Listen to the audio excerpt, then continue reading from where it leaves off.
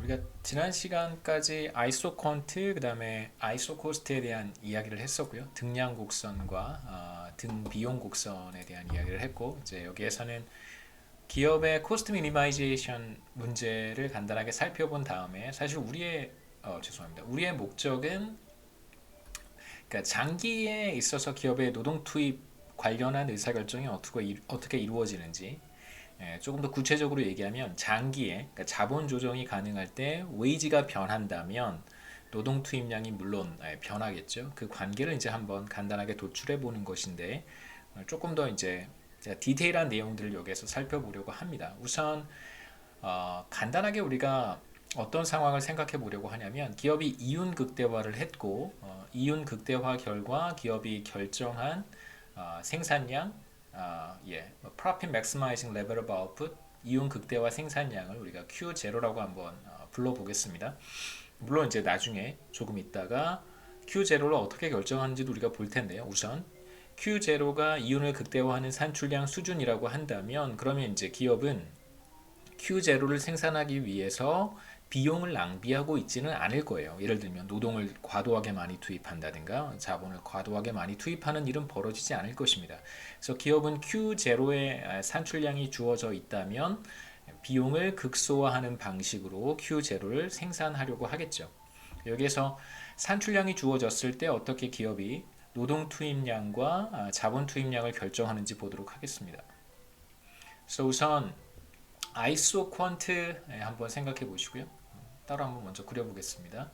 세로축이 캐피탈이고 가로축이 employment. 그다음에 이제 우리가 아이소 퀀트를 이렇게 스무드하게 그리고요. 그다음에 아이소 코스트는 이렇게 직선의 형태로 그릴 수 있겠죠. 그럼 이제 아이소 코스트의 기울기를 이제 웨이지와 인터레스트 레이트 혹은 뭐 노동의 가격과 자본의 가격의 비율로 표현을 했습니다.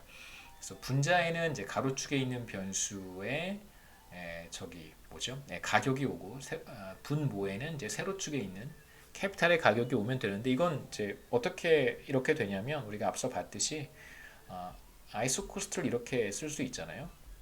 RKC라고 하면 이제 이 식을 우리가 세로축의 변수인 R에 대해서 쓰면 뭐 여기 앞에 있는 게 당연히 분모로 와야겠죠.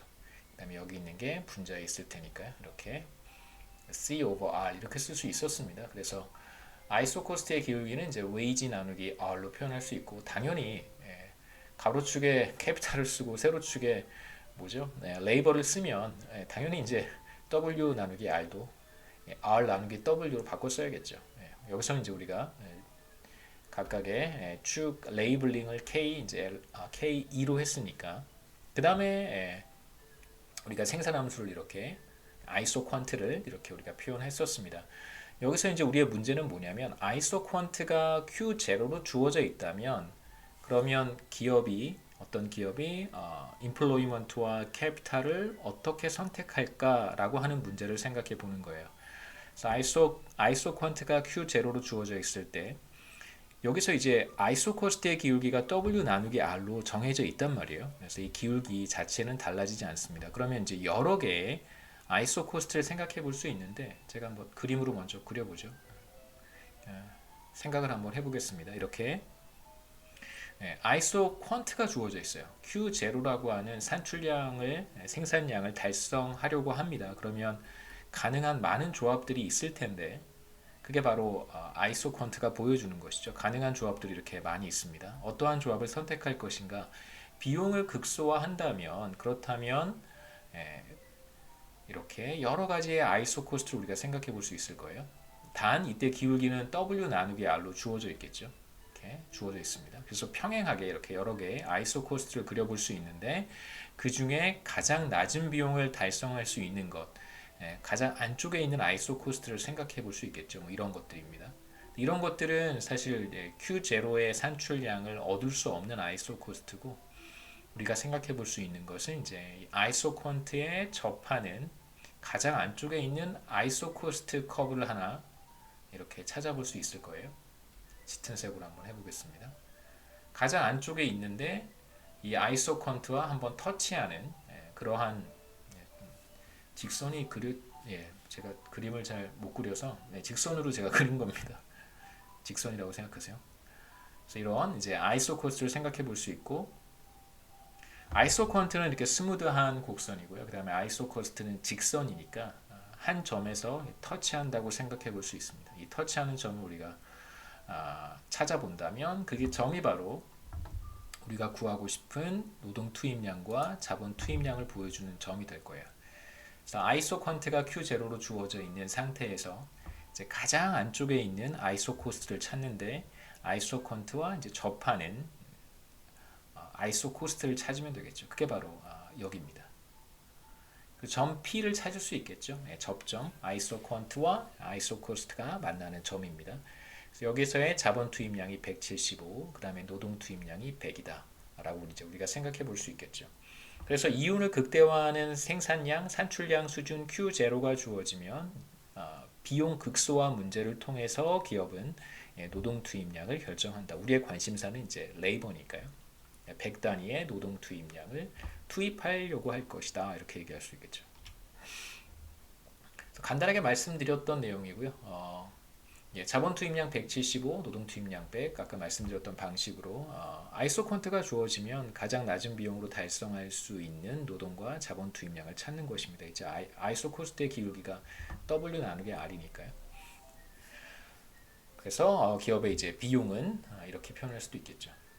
여기서 제가 C는 코스트라는 뜻이고, 이제 코스트는 사실 뭐 어떤 산출량, 아웃풋이 어떠냐에 따라서 인플로이먼트와 캐피탈의 수준도 달라질 테니까, 결과적으로 코스트라고 하는 것은 이제 산출량 수준에 따라서 다르게 결정될 수 있다. 그래서 뭐 산출량의 함수로 제가 표현한 것입니다.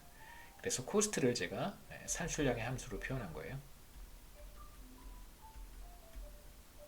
자, 비용은 조금 있다가 비슷한 개념이 나와서 이제 여기서 한번 적어 두고 가겠습니다. 함수로 표현할 수 있습니다.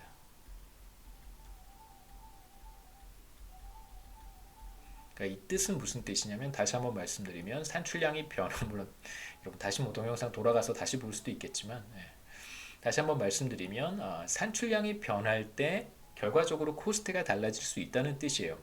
왜냐하면 아이소컨트가 달라질 테니까. 그 Q0가 달라지면 아이소컨트가 또 달라질 것이고, 그러면 가장 낮은 비용으로 새로운 아이소컨트와 접하는 아이소코스트를 또 찾아야 되잖아요. 그렇기 때문에 이제 코스트는 산출량 수준에 따라서 달라진다라는 뜻이 됩니다. 그렇게 생각할 수 있겠죠. 그 다음에 다시 한번 우리 그림으로 돌아가서 점 P가 어떤 결과를 보여주는지, 그렇죠?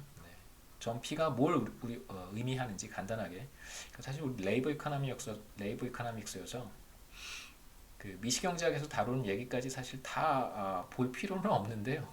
그래도 도움이 좀 되니까 생각해 보겠습니다. 우리가 아이소컨트의 기울기를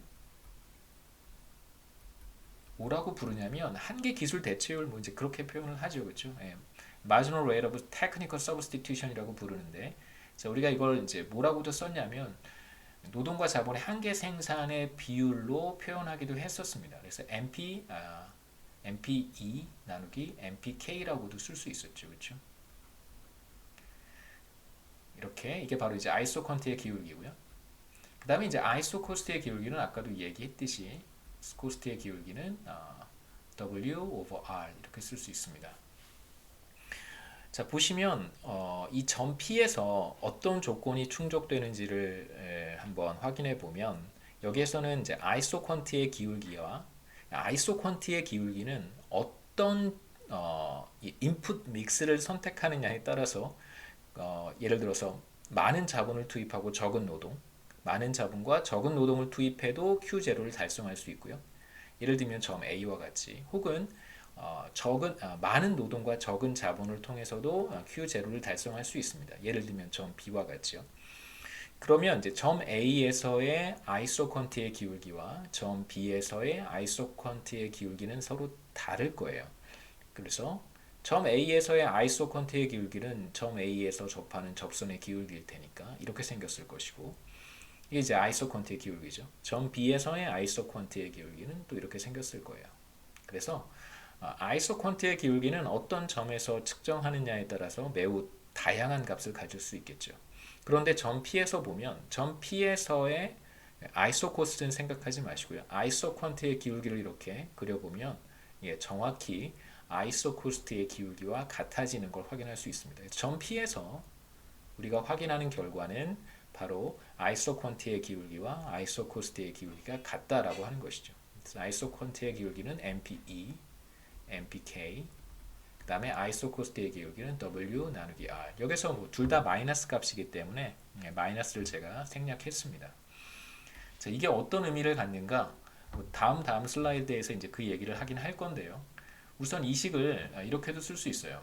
이렇게 바꿔치기 할 수 있습니다. 예를 들면 이런 거죠. 4 나누기 2는 6 나누기 3하고 같잖아요.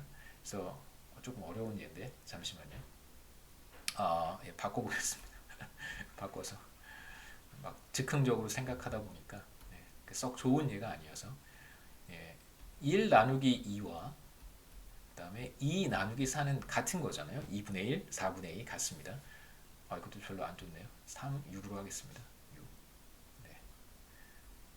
네. 요 3하고 2하고 바꿔치기 해도 똑같죠. 그렇죠?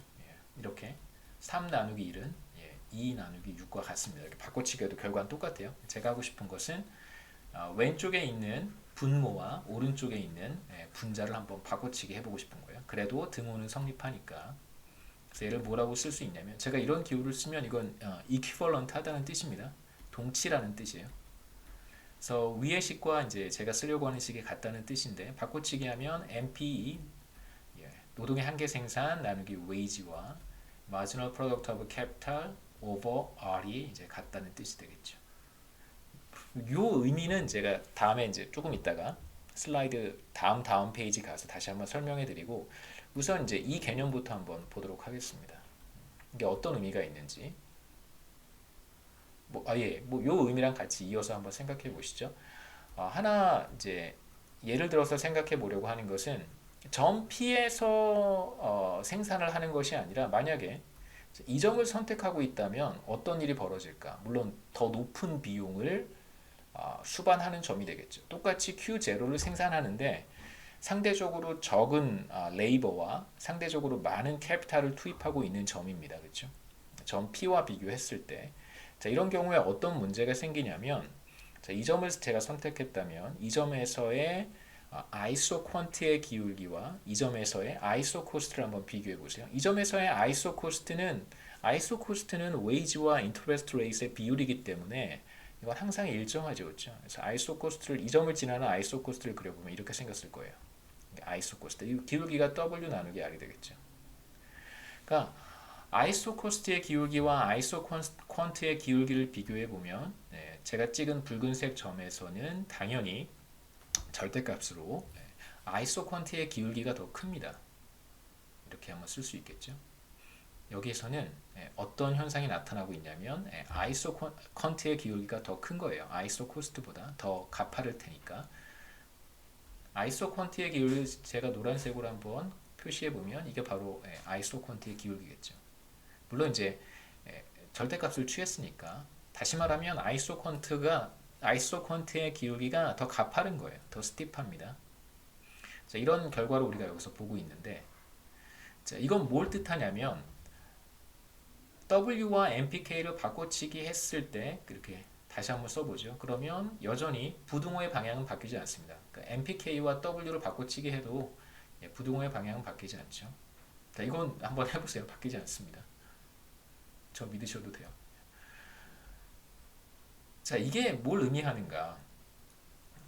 그러니까 웨이지 분의 MPE가 R 분의 MPK보다 크다는 게 뭘 뜻하는 거냐면요. 조금 더 쉽게 생각해 보면 똑같이 이제 10,000원을 투입해서 노동을 한 단위 더 노동 서비스를 한 단위 구입할 수 있고 10,000원을 써서 자본 서비스를 구입할 수도 있습니다. 노동 투입량을 똑같은 비용을 들여서 예를 들면 10,000원을 들여서 노동 투입량을 늘릴 수도 있고 10,000원을 들여서 자본 투입량을 늘릴 수도 있어요. 똑같은 돈을 들였을 때 지금 이 점은 어떤 점을 의미하는 거냐면 똑같은 10,000원을 투입해서 추가로 노동을 투입할 경우 추가로 생산하는 생산량의 크기가 자본을 투입했을 때 얻는 생산량의 크기보다 더 큰 거예요. 그러니까 똑같이 10,000원을 써서 노동을 구입했을 때 생산할 수 있는 그렇죠? 노동 투입량을 늘렸을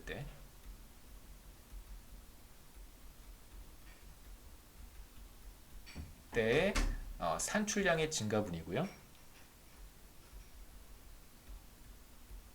그 다음에 이것은 오른쪽은 자본 투입량을 늘렸을 때 다 쓰진 않겠습니다.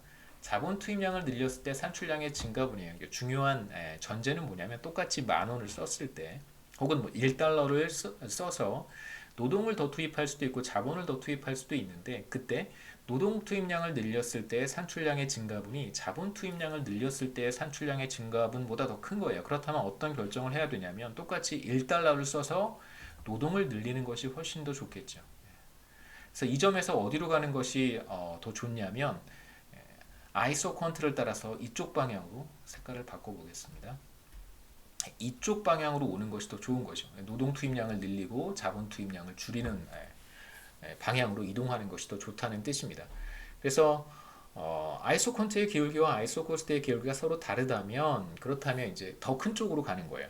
예를 들어서 제가 지금 설명드렸던 그러니까 똑같이 1달러를 사용했을 때 추가로 얻을 수 있는 것이 더 큰 쪽으로 여기서는 지금 노동 투입량을 늘릴 때 노동의 한계 생산 그러니까 달러당 노동의 한계 생산이 달러당 자본의 한계 생산보다 더 크기 때문에 똑같이 1달러를 투입할 것이라면 자본 서비스를 구입하는 것보다 노동 서비스를 구입하는 것이 더 좋다는 걸 보여주는 것입니다. 그래서 우리가 간단하게 정리를 해보면 ISO 코스트의 기울기가 이제 W over R이고요. 물론 이제 가로축의 변수가 employment이기 때문에 저 X축이 2고 Y축이 이제 K여서 이렇게 우리가 표현할 수 있는 것이고 마찬가지입니다. ISO 퀀트의 경우에도 노동의 한계 생산 그 다음에 자본의 한계 생산의 비율이고 말씀드렸듯이 점 P에서 비용 극소화를 하고 있다면 점 P에서 우리가 어떤 상황을 관찰해야 되냐면요. 달러당 자본의 한계 생산과 달러당 노동의 한계 생산이 같아져야 되겠죠. 그렇지 않다면 더 큰 쪽으로 요소 투입량을 늘리는 거예요. 그래서 예를 들어서 노동의 한계 생산이 20이고 웨이지가 10달러라고 한다면 지금 제가 설명드렸던 달러당 노동의 한계 생산이 이제 2다 이렇게 얘기할 수 있겠죠. 20 나누기 10달러니까. 그러니까 1달러를 투입했을 때 노동을 투입하는 경우에는 이제 이만큼 산출량을 늘릴 수 있고요. 그 다음에 점 P에서 ISO 퀀트의 기울기와 ISO 코스트의 기울기가 같기 때문에 뭐 인터레스트 레이시 얼마이든 혹은 자본의 한계 생산이 얼마이든 그쪽에서 똑같이 두 단위를 늘릴 수 있어야 됩니다. 그렇지 않다면 더 큰 쪽으로 요소 투입량을 늘리는 것이 최적이겠죠. 그렇죠? 그래서 비용 극소화를 하고 있다면 우리 이제 어떤 상황을 관찰해야 되냐면 이제 이런 상황을 관찰해야 되고요. 이것의 경제학적인 의미는 마지막으로 사용한 1달러로부터 얻는 산출량의 증가분은 노동을 투입하든 자본을 투입하든 같아야 한다라고 하는 것입니다. 그 다음에 이제 이윤 극대화 문제로 우리가 넘어가야 되는데 기업의 이윤은 총수입 마이너스 총비용으로 우리가 정의를 하고 그 다음에 지금 우리가 보고 있는 시장은 완전 경쟁적인 시장입니다. 그래서 생산된 산출량 아웃풋의 가격 P도 주어져 있는 것이고 그 다음에 노동시장도 완전 경쟁적이에요. 그 다음에 웨이지도 주어져 있고 자본시장도 완전 경쟁적입니다. 그래서 R도 주어져 있어요. 그러니까 P와 W와 R이 다 주어져 있는 것이고 그렇다면 이제 기업은 여기에서 얼마만큼의 레이버를 투입할 것인지 얼마만큼의 캐피탈을 투입할 것인지를 결정을 하겠죠. 장기이기 때문에 둘 다 선택을 할 수 있습니다. 그래서 기업의 의사결정 문제는 이윤 극대화 문제와 관련해서 그러니까 E와 K를 선택하는 거예요.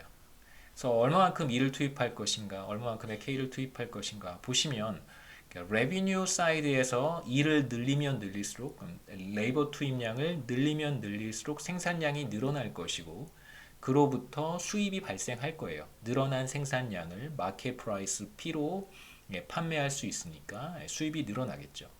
반대로 코스트 사이드에서 보면 레이버 투입을 늘리면 늘릴수록 그에 따른 비용이 발생하는데 그게 바로 W입니다. 똑같은 이야기를 K에 대해서도 할 수 있겠죠. K 투입량을 늘리면 늘릴수록 생산량이 늘어나서 늘어난 생산량을 P의 가격으로 판매한다면 수입이 늘어나요. 하지만 코스트 사이드에서 보면 K를 늘리면 늘릴수록 단위당 R만큼의 비용이 추가로 발생을 하겠죠.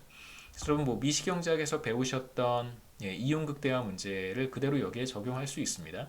그래서 레이버를 한 단위 더 투입한다면 비용이 발생하는데 추가적인 비용이 바로 W고요. 노동을 한 단위 투입했습니다. 그러면 추가로 생산량이 늘어날 거예요. 늘어나는 추가적인 생산량을 노동의 한계 생산이라고 부르고 이것을 시장에서 유닛 프라이스 P로 판매할 수 있으니까 추가적인 수입은 바로 노동의 한계 생산물 가치와 같아지겠죠. Value of Marginal Productive Labor가 됩니다. 동일한 이야기를 이제 자본에 대해서도 우리가 똑같이 얘기해 볼 수 있겠죠. 자본을 한 단위 더 투입하면 자본의 단위 가격 R만큼의 추가적인 비용이 발생하고 그 다음에 그로부터 얻는 추가적인 수입 Value of Marginal Productive Capital과 같아지는 수준까지 자본을 투입할 거예요. 첫 번째 식으로부터 우리가 확인할 수 있는 것은 wage와 노동의 한계 생산물 가치가 같아지는 수준까지 노동을 투입할 것이고 그 다음에 interest rate과 혹은 뭐 자본의 가격과 자본의 value of marginal product가 같아지는 수준까지 이제 자본을 투입할 것이다 라고 우리가 얘기할 수 있겠죠. 자 이제 장기의 노동의 수요 곡선 어떻게 우리가 도출하는지를 간단하게 보도록 하겠습니다. 뭐 조금 복잡한 이야기들이 뭐 덜어 있어서 간단하다는 말을 하기는 좀 그렇긴 하지만 그래서 이 그 두 가지 단계로 나눠서 보려고 해요. 첫 번째는 이제 이윤극대화 문제를 통해서 산출량 수준이 어떻게 결정이 되는지.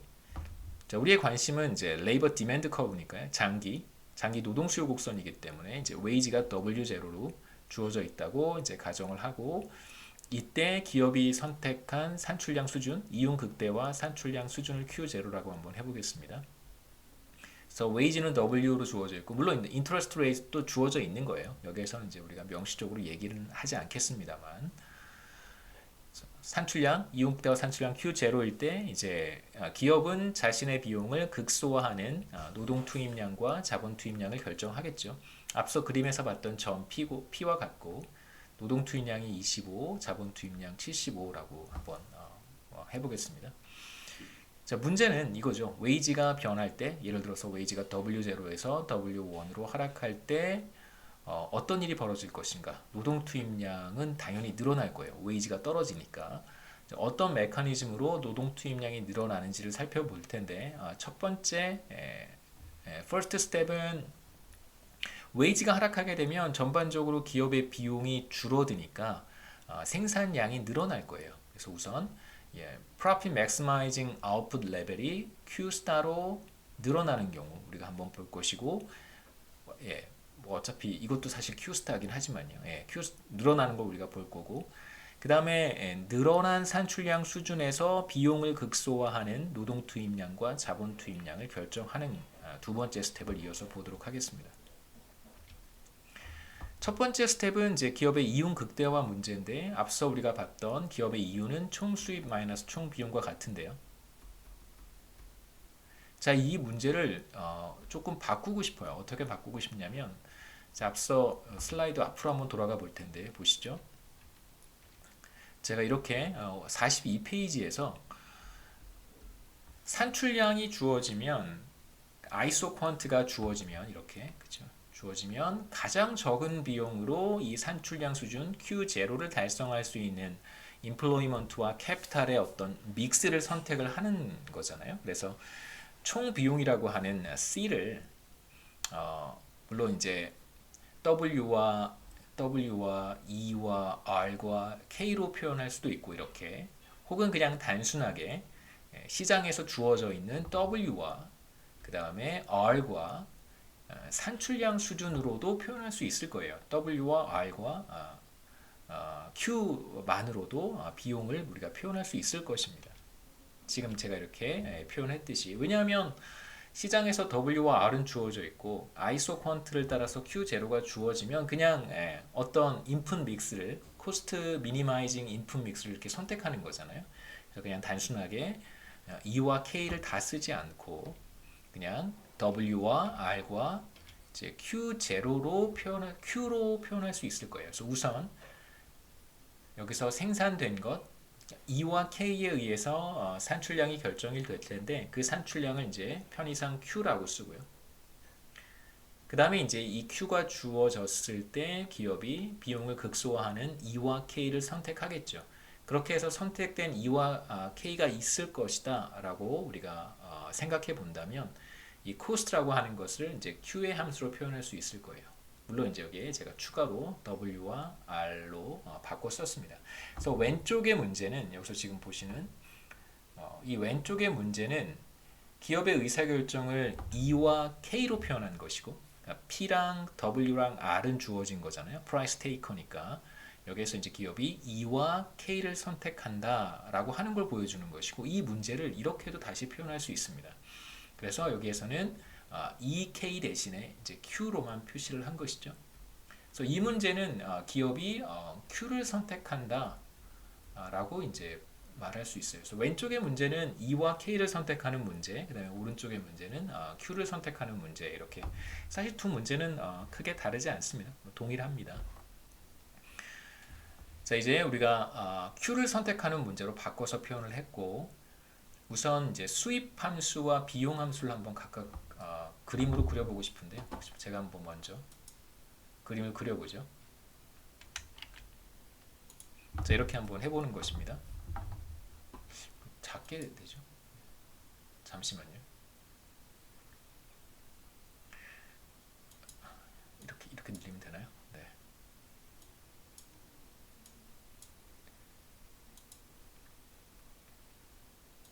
자, 여기에서 제가 한번 그림으로 그려보고 싶은 것은 기업의 이유는 수입과 이제 비용인데 이제 비용을 결정하는 것은 이제 웨이지도 있고 인터레스트 레이트도 있고 기업이 결정하는 산출량도 있을 거예요. 이제 우선 W와 R은 주어졌다고 가정을 하고 비용이라고 하는 것이 이제 Q에 디펜드 한다라고 생각해 보시죠.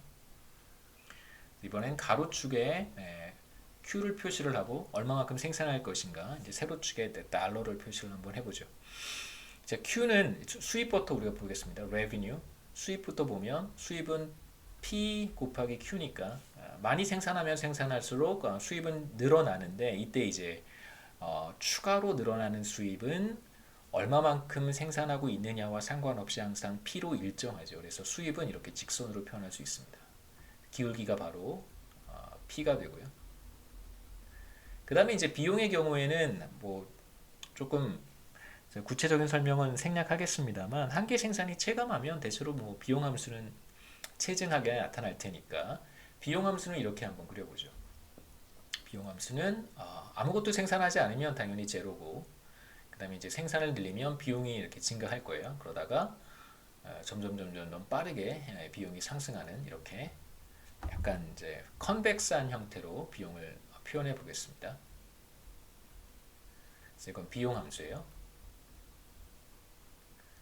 그래서 이윤을 극대화한다는 것은 이 수입과 비용 사이의 차이를 가능한 이제 벌리는 거잖아요. 그래서 이 둘 차이가 가장 큰 이 둘 차이를 가장 크게 만들어주는 산출량을 찾으면 그게 바로 이윤 극대화 산출량 수준이라고 우리가 부를 수 있습니다. Q스타. Q스타가 어떻게 결정이 되는지는 뭐 몇 가지 방법으로 해볼 수 있는데 조금 더 정교한 방법 혹은 경제학에서 즐겨 사용하는 방법은 단순히 이 차이를 계산해서 가장 큰 값을 찾는 것보다는 이 차이가 가장 커지는 어떤 점을 생각해 보면 그 점에서 그러니까 어떤 상황을 생각해 볼 수 있냐면요. 바로 수입 곡선의 기울기는 P라고 했습니다. 이 수입 곡선의 기울기와 비용 곡선의 기울기가 같아질 거예요. 비용 곡선의 기울기를 먼저 한번 생각해 보시죠. 비용 곡선은 제가 그림으로 이렇게 컨벡스하게 그렸기 때문에 비용 곡선의 기울기는 생산량이 얼마만큼이냐에 따라서 달라질 거예요. Q가 뭐 여기에 있다면 기울기는 비교적 이렇게 완만할 것이고 그 다음에 여기 있다면 기울기가 이렇게 생겼을 거고요. 그 다음에 좀 많이 생산하면 기울기는 뭐 이렇게 좀 더 가팔라지겠죠. 그래서 비용 곡선의 기울기는 생산량이 늘어나면 늘어날수록 상승해요. 그래서 이걸 우리가 뭐라고 얘기하냐면 이제 한계 비용은 이제 체증한다고 얘기를 하겠죠. 그러니까 Q가 늘어나면 늘어날수록 비용 곡선의 기울기가 증가하는 거예요. 더 가팔라지겠죠. 접선의 기울기가. 그러면 이제 이윤을 극대화하는 어떤 산출량 수준을 어떻게 찾을 수 있냐면 간단합니다. 한계 비용이죠. 비용 곡선의 기울기 중에서 굉장히 여러 가지 값을 가지니까 그 중에서 정확히 비용 곡선의 기울기가 정확히 P가 되는 점을 찾으면 돼요. 예를 들어서 Q스타에서 비용 곡선의 기울기를 한번 계산해 보는 것이죠. 당연히 바로 이 접선의 기울기입니다. 이 접선의 기울기가 정확히 P가 될 거예요. 물론 이 정도를 생산한다면 그때 비용 곡선의 기울기는 더 완만할 테니까 비용 곡선의 기울기는 이제 P보다 작은 값을 갖게 될 것이고 매우 많이 생산하는 경우 비용 곡선의 기울기는 굉장히 가팔라지고 이때 기울기는 P보다 더 커지겠죠. 그래서 우리가 쉽게 이윤을 극대화하는 산출량 수준을 이렇게 한계 비용의 개념과 사실은 이제 한계 수입이죠. 한계 수입의 개념을 이용해서 쉽게 찾아볼 수 있습니다. 그래서 기울기 P라고 하는 것은 사실 한계 수입이죠. 그렇죠? 그러니까 한 단위 생산해서 판매했을 때 추가로 얻는 수입이 바로 P니까요. 아웃풋의 가격만큼 수입이 늘어납니다. 그래서 이윤 극대화 산출량 수준을 찾는 가장 쉬운 방법은 바로 marginal revenue가 marginal cost와 같아지는 점을 찾는 거고요.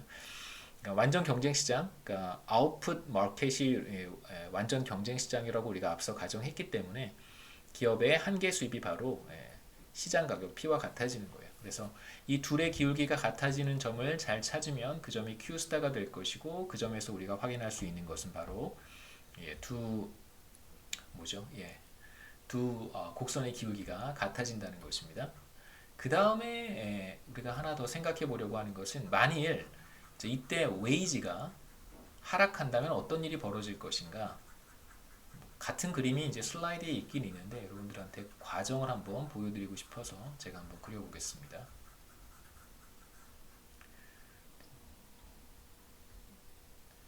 자, 우선 앞서 했던 걸 다시 한번 그려보고요. 자, 이게 바로 수입 곡선이고 그 다음에 비용 곡선 이렇게 그려볼 수 있고요. 이 둘의 기울기가 같아지는 점을 잘 찾아본다면 한 여기쯤 되겠죠, 그렇죠? 그러니까 이 점이 바로 이윤을 극대화하는 점. 슬라이드에서는 제가 뭐라고 표현했나요? 슬라이드에서는 제가 Q스타로 표시를 했습니다. 100개고요. Q스타. 그 다음에 이제 이때 우리가 비용 곡선을 산출량 수준에 따라서 달라질 것이고 그 다음에 웨이지에 따라서도 달라지고 인터레스트 레이트에 따라서도 자본의 가격에 대해서도 달라질 거예요. 이제 우리가 해보고 싶은 건 웨이지가 Q0에서 Q1으로 하락하는 경우 Q1이 더 낮은 수준의 웨이지입니다. 이런 경우에는 어떤 일이 벌어질까? 우리가 생각해 볼 수 있는 첫 번째 과정은 프로세스의 첫 번째 단계는 똑같은 산출량 Q를 생산할 때 웨이지가 하락하면 더 낮은 비용으로 Q를 생산할 수 있을 거예요. 여기에서 출발해 보죠. 지금 우리가 Q스타를 생산하고 있습니다. 바로 Profit Maximizing Output 레벨인데 지금 이 상황에서 웨이지가 하락한다면 어떻게 될까? 당연히 전보다 낮은 비용으로 Q스타를 생산할 수 있을 거예요. 그래서 비용이 이렇게 떨어진다고 볼 수 있겠죠. 그러니까 웨이지가 W0였을 때는 Q스타를 생산하기 위해서 이만큼 비용을 부담을 해야 되는데 이제 웨이지가 떨어진다면 전보다 낮은 비용을 부담하게 될 거예요. 그러니까 이러한 현상이 모든 산출량 수준에 대해서 나타날 수 있겠죠. 뭐 예를 들어서 이만큼의 산출량은 이윤을 극대화하는 산출량 수준은 아니겠지만 웨이지가 하락한다면 전보다 낮은 비용을 투입해서 생산해낼 수 있을 거예요. 혹은 더 많은 산출량 수준을 우리가 생각해 본다면 물론 이 정도 이윤을 극대화하는 수준은 아니겠지만 웨이지가 하락한다면 이만큼의 비용이 아니라 더 낮은 비용을 들여서 여기 산출량 수준을 달성할 수 있을 것입니다. 그렇다면 웨이지가 하락했을 때 비용 곡선에 어떠한 변화가 나타날 것인가? 바로 이렇게 비용 곡선이 아래쪽으로 혹은 오른쪽으로 이렇게 이동할 거예요. 웨이지가 하락함에 따라서 이렇게. 그래서 비용 곡선을 제가 여기에서는 W1R이라고 표시를 했습니다. 그래서 웨이지가 하락하면 W가 하락하면 비용 곡선이 오른쪽 혹은 아래쪽으로 이동하겠죠. 이러한 이제 결과를 우리가 생각해 볼 수 있습니다. 실제로 그렇고요. 그다음에 이제 하나 더 생각해 보셔야 되는 것은 이제 이런 거예요. 여기에 한번 초점을 맞춰 보시죠. 그림을 좀 지우고 다시 한번 그려보겠습니다. 자, 웨이지가 하락해서 이제 새로운 비용 곡선을 우리가 지금 보고 있는 거죠. 이렇게 우리가 새로운 비용 곡선을 우리가 보고 있습니다. 그 다음에 이제 웨이지가 하락하기 전에 이윤을 극대화하는 산출량 수준이 이제 여기인데 그때의 기울기를 제가 이렇게 표시를 했고요. 다른 색깔로 해보죠. 여기가 이제 기울기가 이제 P가 되는 거죠. P. 자, 이제 계속해서 웨이지가 하락했음에도 불구하고 동일하게 Q스타 100단위만큼을 생산한다면 그때 추가로 발생하는 비용은 얼마나 될까가 바로 퀘스천입니다. 다시 말하면 이제 비용 곡선이 이걸로 바뀌었단 말이에요. 근데 여전히 웨이지가 하락해서 비용 곡선이 오른쪽으로 혹은 아래쪽으로 이동했음에도 불구하고 여전히 100단위를 생산한다면 그때 추가로 발생하는 비용은 얼마일까? Q스타에서 혹은 100단위에서의 한계 비용을 찾아보라고 한다면 바로 이 점과 접하는 이제 접선의 기울기를 우리가 생각해 볼 수 있습니다. 이렇게 접선의 기울기를 생각해 볼 수 있겠죠. 분명한 것은 비용 곡선이 오른쪽으로 이동하거나 아래쪽으로 이동하게 되면 기울기도 이제 하락하게 돼요. 그래서 정확히 여러분 뭐 구분하실 수 있었으면 좋겠는데 비용 곡선이 위쪽에 있는 비용 곡선에서의 한계 비용이 이제 이거잖아요. 그러니까 이거의 기울기와 비용 곡선이 아래쪽으로 이동해서 제가 다시 그린 Q스타에서의 한계 비용을 비교해 보시면 이쪽의 한계 비용이 혹은 기울기가 더 완만하다는 걸 확인할 수 있습니다. 그래서 보통 이렇게 곡선이 이렇게 해서 이렇게 이동해 가면요. 같은 점에서 여기서의 절편과 여기서의 절편이 아니죠.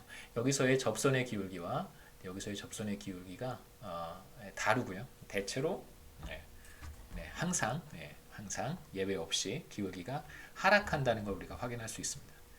그래서 우리의 결과는 그거죠, 그렇죠? MC 한계 비용이 MC가 하락합니다.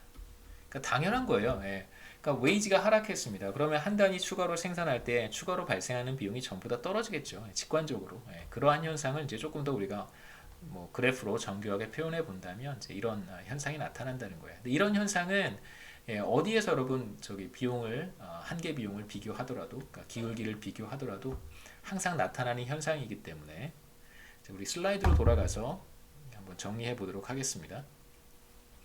자, 웨이지가 W0였을 때 기업은 100단위를 선택을 하게 되고요. 간단합니다. 마지노 레비뉴가 마지노 코스트와 같아지는 점에서 생산량을 결정할 것이고 그게 바로 이윤 극대화 산출량 수준이 되는 것이죠. 자, 그런데 웨이지가 하락하게 돼요. 그러면 비용 곡선이 오른쪽 혹은 아래쪽으로 이렇게 이동을 하게 되고 그러면 이제 기업은 산출량의 크기를 조정하게 됩니다. 이윤을 극대화하는 산출량의 크기가 전과 달라지겠죠. 그래서 보시면 당연히 산출량 수준은 이제 전보다 늘어나게 돼요. 그러니까 여전히 100단위를 생산한다고 한다면 이 점에서 새로운 비용 곡선이죠. 이 점에서 기울기는 가격 P보다 더 낮잖아요. 그러니까 추가로 생산해서 얻는 수입 P가 100단위에서 한 단위 더 늘렸을 때 추가로 발생하는 비용, 한계 비용보다 더 큰 거예요. 추가로 얻는 수입이 추가로 발생하는 지불해야 되는 비용보다 더 크기 때문에 산출량을 늘리려고 하겠죠. 산출량이 늘어나고 새로운 산출량 수준, 이윤 극대화를 하는 산출량 수준은 Q 더블 스타 150 단위가 될 것이고 이 점에서 새로운 점에서 다시 한번 보시면 이제 이 점이 되겠죠. 이 점에서의 기울기가 비용 곡선의 기울기 한계 비용이 P가 된다는 것을 확인할 수 있습니다. 그래서 뭐 수입 함수의 기울기와 비용 곡선의 기울기가 이제 같아지는 평행해지는 점을 우리가 쉽게 찾을 수 있겠죠. 자, 이걸 이제 마지널 레비뉴와 마지널 코스트의 개념으로 설명을 해보면 앞서 간단하게 얘기를 했습니다. 마지널 코스트는 이제 우상향하게 체증하게 그려볼 수 있고요. 그 다음에 마지널 레비뉴는 가격으로 항상 일정하니까 이게 바로 마지널 레비뉴겠죠. 그래서 이윤 극대화 의사결정은 이제 마지널 레비뉴와 마지널 코스트가 같아지는 점에서 선택하는 것이고, 그래서 웨이지가 W0였을 때 마지널 코스트와 마지널 레비뉴가 같아지는 점이 여기, 그래서 산출량은 100단위가 되는 것이고, 이제 웨이지가 하락하게 되면 당연히 마지널 코스트는 하락하게 돼요. 그래서 이렇게 아래쪽으로 이동하게 되는 것입니다. 그래서 여전히 똑같이 100단위를 생산하고 있다면 이제 그때 마지널 코스트가 마지널 레비뉴보다 더 작은 거예요. 그러니까 생산량을 늘리면 늘릴수록 이윤이 늘어나니까 추가적으로 얻는 이윤이 0보다 크니까 당연히 생산량을 늘리려고 하겠죠. 그래서 웨이지가 하락하게 되면 마지널 코스트가 떨어지고 그래서 기업은 생산량을 늘리는 것입니다. 그래서 임금이 하락하면 산출량이 늘어나겠죠. 이제 우리가 생각해야 되는 것은 산출량을 늘리기 위해서는 노동이나 자본을 추가로 더 투입해야 됩니다. 그래서 노동 투입량이 늘어날 것이고 자본 투입량도 늘어날 거예요. 우리는 장기의 의사결정을 보고 있으니까 자본도 조정 가능합니다. 그래서 이 과정에서 산출량이 늘어나는 과정에서 노동 투입량도 늘어나겠죠. 그 다음에 이제 우리가 두 번째 의사결정, 두 번째 스텝으로 넘어갈 텐데 여기에서는 첫 번째 스텝에서는 웨이지가 하락함에 따라서 이윤 극대화 의사결정 결과 산출량이 늘어난다는 걸 본 거고요. 세컨드 스텝에서는 늘어난 산출량을 달성하기 위해서 노동이든 자본이든 그 투입량이 조정될 텐데 이제 어떻게 조정되는지 보도록 하겠습니다. 당연히 비용 극소화를 통해서 조정이 되겠죠. 그래서 first step은 profit maximization이고요. second step은 cost minimization이라고 생각하시면 돼요. 자, 우선 웨이지가 하락하기 전에 이윤을 극대화하는 산출량 수준은 100이었었습니다.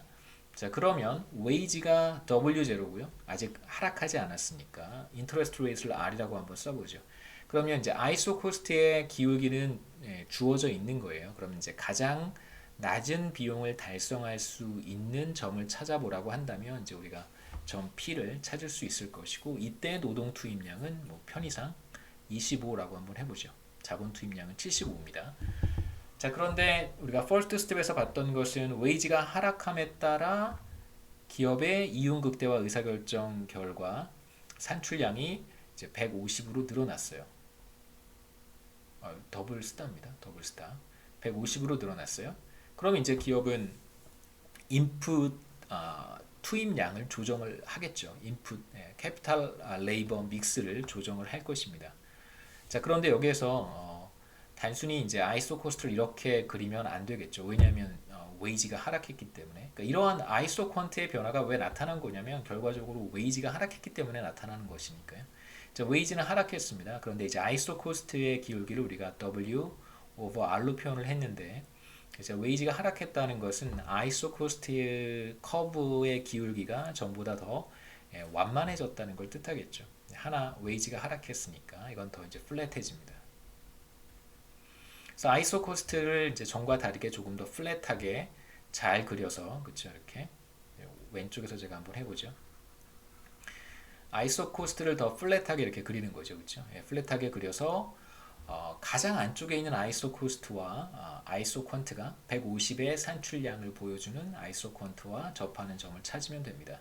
그래서 그 점이 이제 R이 될 것이고요. 점 R에서의 특징은 뭐 당연히 산출량이 늘어났으니까 그러니까 웨이지도 하락했고 산출량이 늘어났으니까 노동 투입량은 이제 50으로 늘어날 거예요. 그래서 점 P에서 점 R로의 변화가 나타나고 그 다음에 아이소 코스트의 기울기도 이제 전과는 달라지겠죠. 웨이지가 하락했기 때문에. 그래서 웨이지가 하락함에 따라서 어떠한 변화가 나타났냐면 생산량이 늘어나고요. 이윤 극대화 의사결정 결과 그 다음에 이제 노동 투입량도 25에서 50으로 늘어났다는 걸 확인할 수 있습니다. 물론 이제 한 번 더 해보지는 않을 거예요. 또 웨이지가 더 하락하면 뭐 매우 유사한 의사결정이 이루어질 테니까 계속해서 노동 투입량은 늘어나겠죠. 그래서 장기에 노동 수요 곡선은 우리가 여기서 조심해야 되는 것은 이제 장기라고 하는 건 자본 투입량을 조정할 수 있잖아요. 자본 조정이 가능한 타임 호라이즌이기 때문에 그것만 여러분 염두에 두시면 노동 수요 곡선이 이제 어떻게 도출되는지 우리가 알 수 있습니다.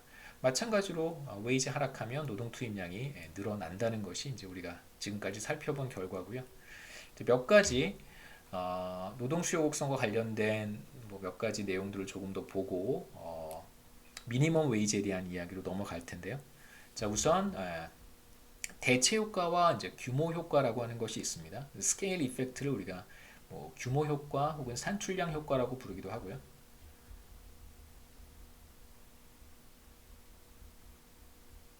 그 다음에 substitution 이펙트는 대체 효과라고 부릅니다. 그러니까 지금 우리가 어떤 간단한 실험을 해봤냐면 이제 웨이지가 하락하는 실험을 해봤단 말이에요.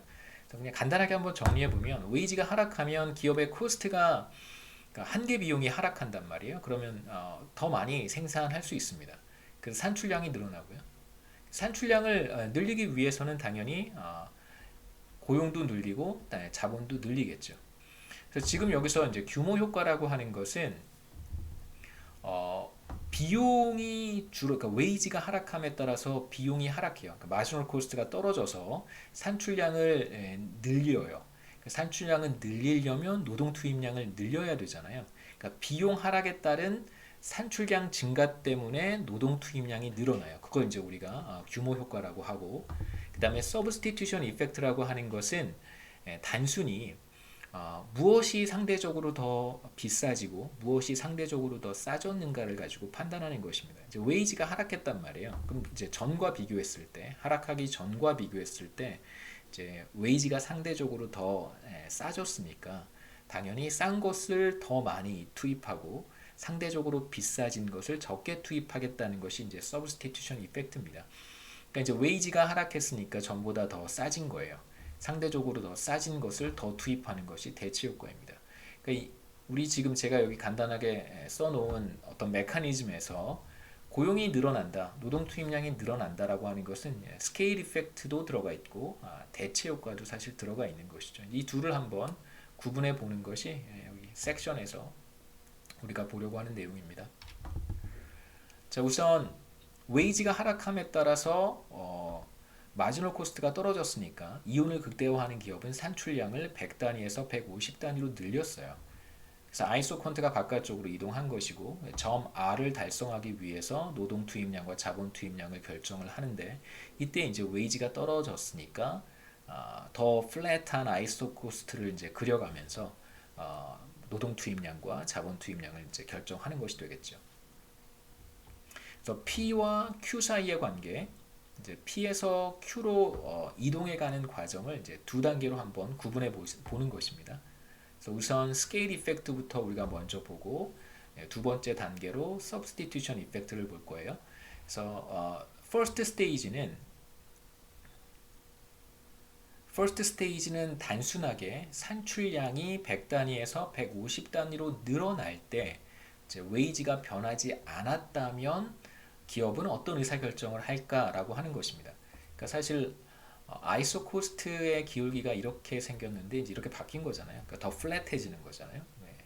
상대적으로 웨이지가 더 레이버가 더 싸졌으니까 만일 이제 이러한 결과가 나타나지 않고 그냥 단순히 산출량만 아이소 퀀트만 바깥쪽으로 이동한다면 어떤 의사결정을 하게 될까라고 하는 것이 바로 스케일 이펙트예요. 그러니까 생산량만 늘어난다면 어떠한 선택을 할까? 그 다음에 이제 두 번째 세컨드 스테이지에서 보려고 하는 대체 효과라고 하는 것은 대체 효과는 생산량은 변하지 않았는데 두 생산 요소의 가격이 이제 달라진다면 당연히 비싼 거는 적게 투입할 거고 싼 거는 더 많이 투입하려고 하겠죠. 이제 그러한 의사결정을 보는 것이 이제 세컨드 스테이지입니다. 뭐 퍼스트 스테이지에서의 효과를 우리가 스케일 이펙트라고 부르는데 여기 그림에서 보시면 점 P에서 점 Q로 이동해 가는 거예요. 원래는 이제 점 P에서 점 R로 이동해 가는 건데 이건 이제 우리가 퍼스트 스테이지와 세컨드 스테이지로 나눠서 보겠다고 했고 바로 퍼스트 스테이지는 웨이지는 변하지 않는다라고 전제하고 산출량만 이제 150 단위로 늘어난 거예요. 그러니까 지금 현재 웨이지 수준 W0에서 늘어난 산출량을 달성하려면 노동 투입량과 자본 투입량을 얼마나 늘려야 할까가 바로 스케일 이펙트가 보여주는 것입니다. 우리의 관심사는 사실 레이버에만 있으니까요. 산출량이 100 단위에서 150 단위로 늘어났습니다. 그런데 이제 전과 동일한 아이소 코스트 기울기를 가지고 가장 낮은 비용으로 달성할 수 있는 레이버와 캐피탈의 크기를 한번 찾아보라고 한다면 그렇다면 이제 이 붉은색 직선과 접하는 점을 찾으면 되겠죠. 그래서 중요한 것은 스케일 이펙트는 실제로는 결과적으로는 웨이지가 떨어졌잖아요. 근데 웨이지가 떨어지지 않았다라고 하고 더 많은 산출량 수준을 달성할 수 있는 노동 투입량을 한번 찾아보는 것입니다. 그래서 점 Q 이렇게 우리가 쉽게 찾을 수 있을 거고요. 점 Q에서 노동 투입량이 40이 돼요. 실제로 25에서 50만큼 노동 투입량이 늘어났지만 그 중에서 25에서 40만큼은 바로 스케일 이펙트다라고 우리가 얘기할 수 있겠죠. 그래서 25에서 40만큼이 스케일 이펙트입니다. 15만큼의 변화겠죠.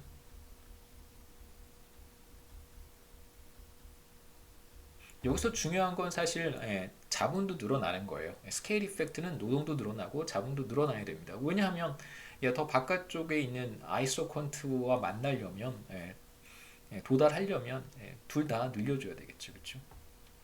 그러니까 특수한 형태의 생산함수가 아니라, 그러니까 특수한 모양을 갖는 아이소컨트가 아니라면 우리가 나중에 보겠습니다만 일반적으로 항상 그런 건 아닙니다만 대체적으로 그렇게 얘기할 수 있겠죠. 두 번째는 대체 효과고요. 대체 효과는 말씀드렸듯이 비싼 거 적게 투입하고 싼 거 많이 투입하는 것입니다. 이제 우리가 점 Q에서 시작해서 점 R로의 변화를 이제 대체 효과라고 얘기를 해요. 점 Q, 점 R을 비교해 보면 산출량은 이제 150으로 일정하다라고 전제를 하고 아이소 코스트의 기울기의 변화에 따라서 노동 투입량은 어떻게 달라지는지를 보는 것입니다. 당연히 이제 웨이지가 하락했으니까 아이소 코스트는 전보다 더 플랫해지겠죠. 그래서 W0일 때 이제 점 Q 아이소 퀀트 150의 산출량을 보여주는 아이소 퀀트 상의 점 Q를 선택을 했었는데 이제 웨이지가 하락하면 상대적으로 싼 노동 투입량을 늘리고 상대적으로 비싼 자본 투입량을 줄여서 점 R로 이동해 갈 거예요. 그래서 40에서 45만큼 노동 투입량을 늘리겠죠. 웨이지가 하락함에 따라. 그래서 이 10만큼의 변화는 바로 substitution effect입니다.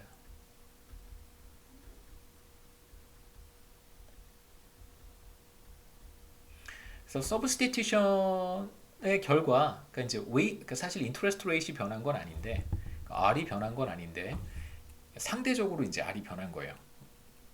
두 가지 투입 요소 중에서 웨이지가 떨어졌다는 것은 R이 상대적으로 상승한 것과 같으니까 기업은 당연히 이제 자본 투입량을 그러니까 Q에서 R로 갈 때는 자본 투입량을 당연히 줄이겠죠. substitution effect라고 하는 것은 뭐 당연히 하나의 투입 요소 투입량은 늘리고 다른 이제 하나 투입 요소의 투입량은 줄이겠죠.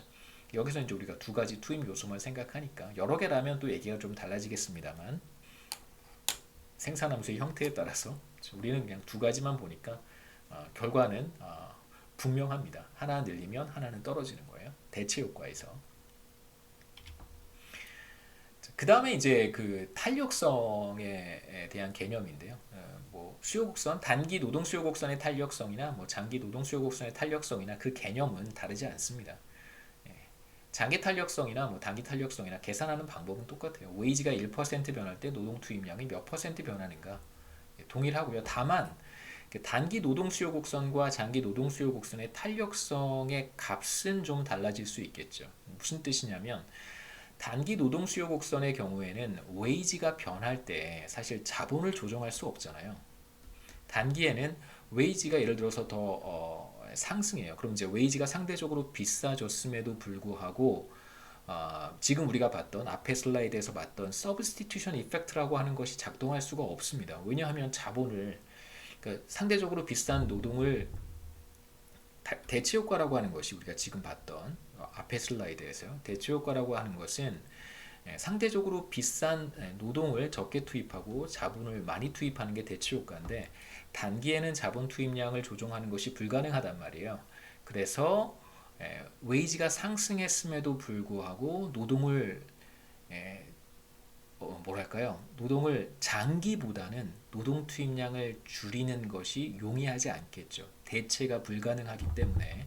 그래서 우리가 여기서 생각해 볼 수 있는 것은 장기 노동 수요 곡선의 탄력성이라고 하는 것과 단기 노동 수요 곡선의 탄력성이라고 하는 것의 차이가 분명히 있을 것이고 그 차이는 대체적으로 자본 조정이 가능한가 가능하지 않은가에서 비롯될 거예요. 그래서 간단하게 제가 한번 여러분의 이해를 돕기 위해 그림을 그려봤는데 어떤 수요 곡선이, 그러니까 단기 노동 수요 곡선이 조금 더 플랫할까 아니면 장기 수요 곡선이 조금 더 플랫할까라고 생각해 보면 장기 노동 수요 곡선이 조금 더 플랫합니다.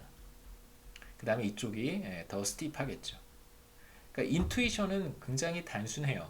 웨이지가 상승할 경우에 장기에는 상대적으로 비싼 레이버를 적게 투입하면 되고 상대적으로 싼 자본 투입량을 늘리면 됩니다. 그러니까 굉장히 많이 노동 투입량을 줄일 수 있는 거예요. 장기에는. 그렇기 때문에 웨이지가 상승할 때 여기에서 이 웨이지입니다. 웨이지가 상승할 때 한번 비교해 보시죠. 똑같이 웨이지가 이만큼 상승했습니다. 이 수준에서 장기에는 노동 투입량을 이만큼 줄일 수 있겠죠. 하지만 단기에는 노동 투입량을 그렇게 많이 줄이지 못할 거예요. 색깔을 단기 노동 수요 곡선이 파란색이어서 파란색으로 하겠습니다. 단기에는 이만큼밖에 줄이지 못하겠죠. 하지만 장기에는 말씀드렸듯이 자본으로 대체하면 되니까요. 자본으로 대체해버리면 되니까. 그래서 뭐 이렇게 생각해 볼 수 있어요. 그러니까 장기와 단기의 문제에 있어서는 그러니까 제도 변화로 인해서 웨이지가 상승할 수도 있습니다. 여러 가지 요인으로 인해서.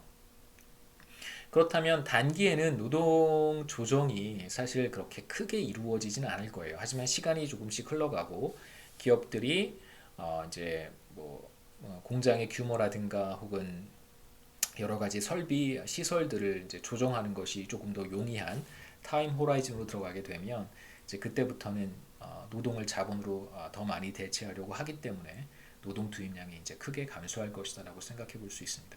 그래서 이제 장기 노동 수요 곡선이 대체로 단기의 노동 수요 곡선보다 더 플랫하다고 볼 수 있고 이 말은 곧 탄력성이 더 크다는 의미와 같죠. 탄력성이 어디가 더 크냐면 당연히 장기 노동 수요 곡선의 wage elasticity 임금 탄력성이 더 크다고 우리가 얘기할 수 있습니다. 이쪽에서 그 다음에 대체 탄력성에 대한 이야기인데요. 이 부분은 사실 우리가 뭐 크게 그냥 이제 교과서에 있어서 여러분들께 간단하게 설명을 해드리는 거고 또 설명을 안 하고 넘어가기에는 또 그래서 미시경제학에서 다 커버했을 법한 이야기라고 생각하기 때문에 그냥 제가 간단하게만 말씀을 드리겠습니다. 그러니까 아이소 퀀트를 제가 굉장히 스무드하고 컨벡스한 형태로 그림을 그렸었는데요. 이렇게 아이소 퀀트를 이쪽이 인플로이먼트, 이쪽이 캐피탈이었습니다. 그런데 이제 생산함수의 형태에 따라서 이렇게 직선의 형태를 갖는 경우도 있고요. 그 다음에 이제 이렇게 오른쪽의 그림처럼 이렇게 뭐 킹크가 있는 L자형의 생산함수를 갖는 경우도 있어요. 레온TF 생산함수라고 보통 우리가 부르는데요. 레온TF F가 두 개인가요? 하나인가요? 잘 모르겠습니다만 경제학자 레온TF의 이름에서 따온 레온TF 생산함수 같은 형태도 있습니다. 그래서 왼쪽의 경우에 아이소 퀀트가 이렇게 직선의 형태를 갖는다면 완전 대체, 노동과 자본이 완전 대체적인 생산함수라고 하고요.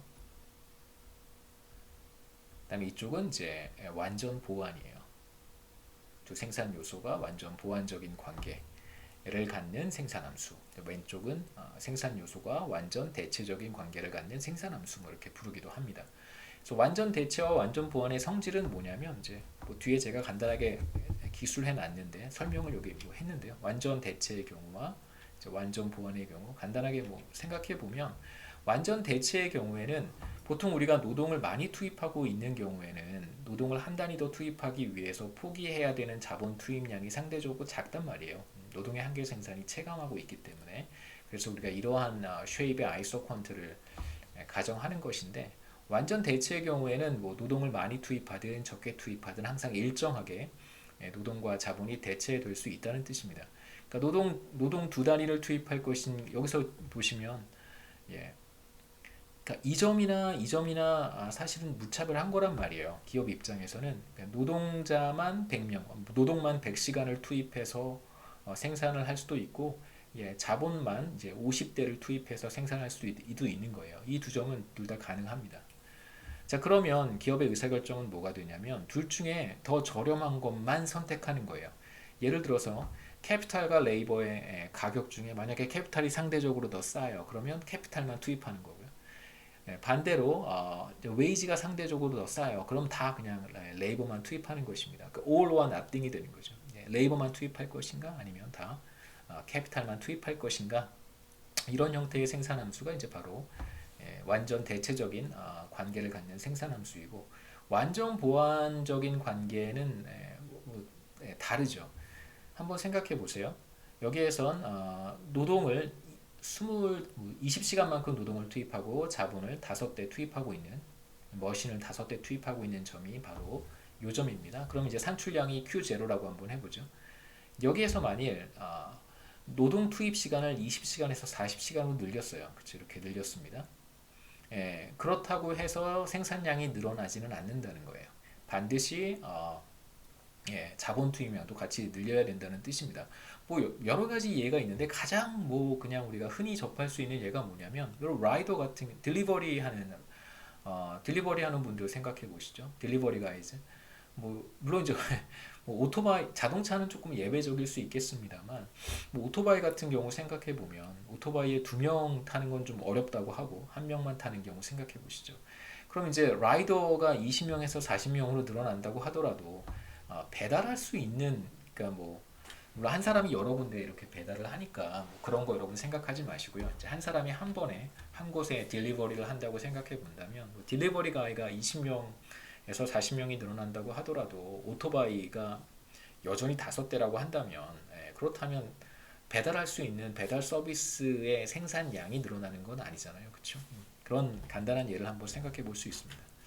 그게 바로 완전 보완적인 경우라고 할 수 있어요. 그러니까 노동 투입량을 늘릴 때 생산량을 늘리려면 반드시 비례적으로 뭐 어떤 비례적으로 자본 투입량을 늘려야 한다는 것이 바로 완전 보완제의 특징이라고 할 수 있고 여기에서 생각해 볼 수 있는 것은 완전 보완적인 관계의 경우에는 한쪽 재화의 가격이 더 비싸진다고 하더라도 혹은 한쪽 재화의 가격이 한쪽 그 인풋의 가격이 더 싸진다고 하더라도 이 비율 자체가 달라지지 않습니다. 그러니까 무슨 뜻이냐면 이렇게 아이소 퀀트가 주어져 있을 때 한번 생각해 보시죠. 아이소 퀀트가 주어져 있을 때 아이소 코스트가 이렇게 생겼든 이건 아이소 코스트예요. 예를 들어서 W over R입니다.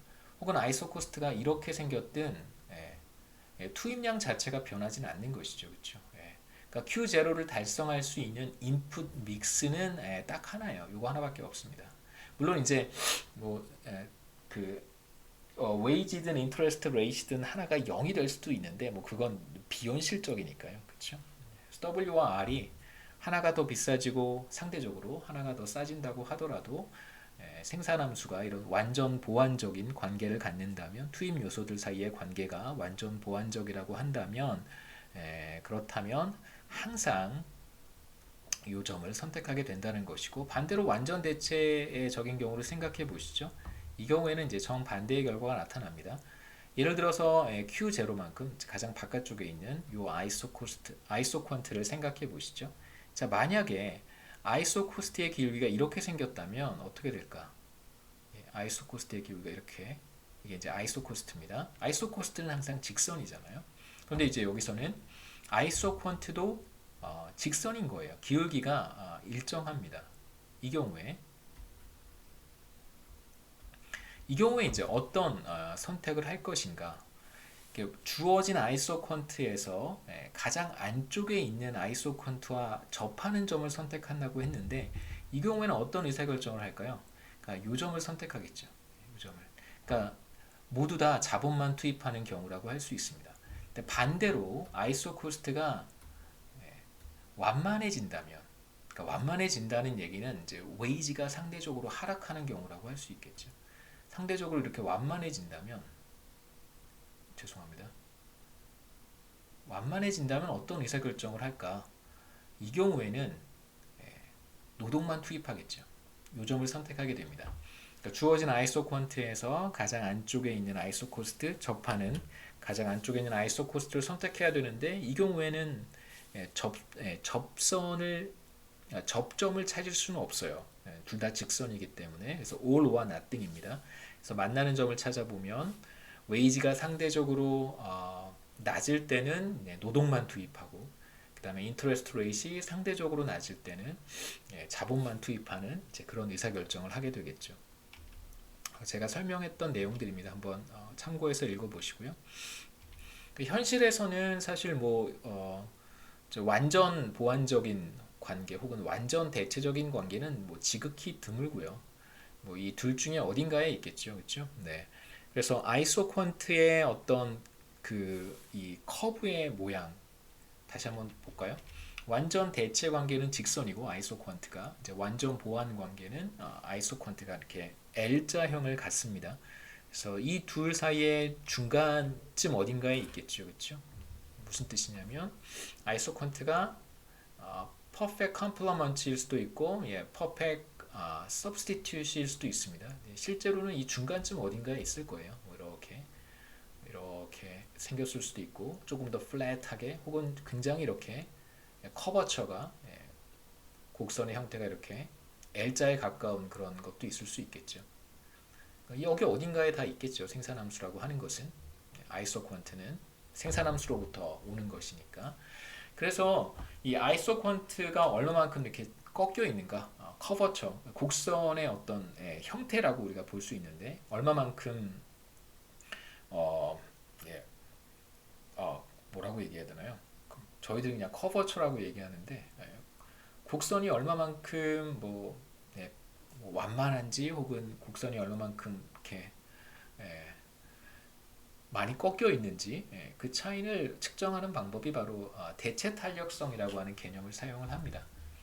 여기에서 elasticity of substitution이고요. 대체 탄력성을 가지고 얼마만큼의 이제 노동과 자본 사이, 보통 이제 노동과 자본 사이에 대해서만 얘기를 하니까요. 다른 컨텍스트에서는 예를 들면 skilled labor와 unskilled labor, 예를 들면 이제 교육 수준이 비교적 높은 노동과 교육 수준이 비교적 낮은 노동 사이에 이제 대체 관계가 얼마나 나타나는가, 그런 것도 이제 하기도 하고요.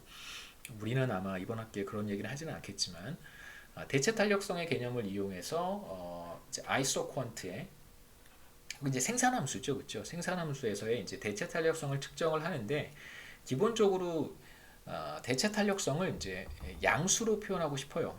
파지티브하게 0보다 큰 값으로 플러스로 표현하고 싶습니다. 근데 문제는 뭐냐면 대체 탄력성이라고 하는 게 그러니까 상대적으로 비싼 거를 적게 쓰는 거잖아요. 근데 얼마나 적게 쓰는가?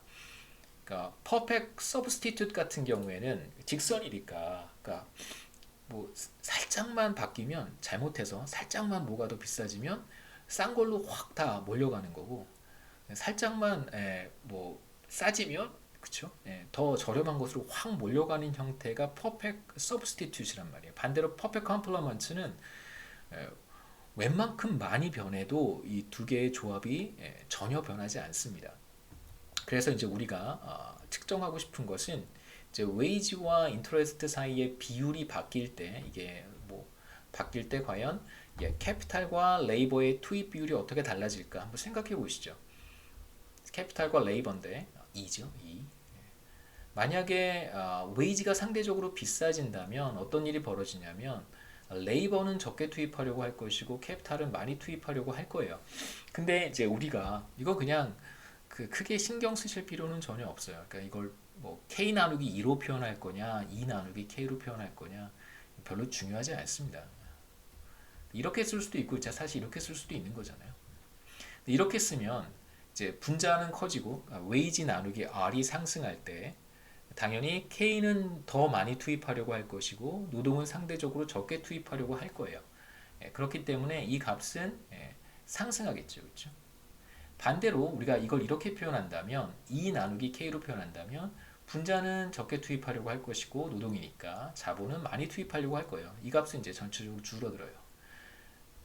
그래서 만약에 우리가 요 변수와 그 다음에 요 변수 사이의 관계로 표현한다면 그렇다면 W 나누기 R이 변할 때 E 나누기 K는 떨어지니까 관계가 네거티브 하잖아요. 그러니까 그렇기 때문에 이건 아까도 말씀드렸지만 대체 탄력성을 플러스 값으로 표현하고 싶어요. 그럴 때는 이제 이렇게 쓰는 게 더 좋겠죠. 그래서 분자는 W 나누기 R, 노동의 상대 가격이 1% 변할 때 캐피탈 레이버 레이쇼가 몇 퍼센트 변하는가로 측정을 합니다. 그러니까 왜 2 나누기 K로 하지 않습니까? 라고 물어보시면 그냥 이게 0보다 큰 값으로 표현하고 싶어서 그런 거예요. 2 나누기 K로 표현하게 되면 이제 대체 탄력성이 0보다 작은 값을 갖잖아요. 사실 상관없어요. 어떻게 표현하더라도 상관은 없습니다만 그냥 일종의 관행이라고 생각하시면 돼요. 그래서 이건 굳이 제 생각에 외울 필요도 없고 그냥 얼마만큼 민감하게 반응하는가 상대적으로 비싼 거 적게 투입하는 게 맞고 싼 거 많이 투입하는 게 맞습니다. 근데 이 값을 이제 양수로 표현하고 싶어서 쓰는 것이고요. 그래서 노동의 상대 가격이 1% 상승할 때 자본 노동 비율이 몇 퍼센트 변하는가를 측정하는 것이 바로 노동과 자본 사이의 대체 탄력성이고요. 그래서 대체 탄력성이 0인 경우가 바로 어떤 경우냐면 앞서 봤던 완전 보완제의 경우에요. 퍼펙트 컴플리먼트가 바로 대체 탄력성이 0입니다. 왜냐하면 노동의 상대 가격 W 나누기 R이 1% 상승하더라도 인풋 믹스는 절대 변하지 않잖아요. 퍼펙트 컴플리먼트는 2K고요. 아이소 퀀트가 이렇게 L자형을 갖기 때문에 웬만큼 웨이지가 이렇게 살짝 변해도 인풋 믹스는 변하지 않습니다. 그래서 그 경우에는 이제 대체 탄력성이 제로가 되고 반대로 퍼펙트 서브스티튜트 같은 경우에는 이제 웨이지가 1% 상승할 경우 상대적으로 저렴해진 노동 자본으로 우르르 몰려갈 테니까 기업이 그냥 노동만을 투입하는 것이죠. 그래서 이 경우에는 무한대가 되겠죠. 그래서 웨이지가 상대적으로 비싸지면 1% 상승하면 그러면 인플로이먼트는 제로로 가고요. K는 몇 단위 늘어나겠죠. 그런데 이제 인플로이먼트가 제로로 가니까 이거는 무한대가 될 거예요. 그래서 실제로는 대체 탄력성은 이제 0과 무한대 사이에 있겠죠. 그래서 우리가 오늘은 여기까지 하면 좋겠습니다. 다음 시간에 마켓 이퀄리브리엄에 대한 이야기 간단하게 하고 이어서 몇 가지 이제 노동 수요 측면에서 혹은 이제 노동시장 균형 차원에서 간단한 정책들 예를 들면 미니멈 웨이지에 대한 이야기를 하고 그 다음 장 4장으로 넘어가겠습니다.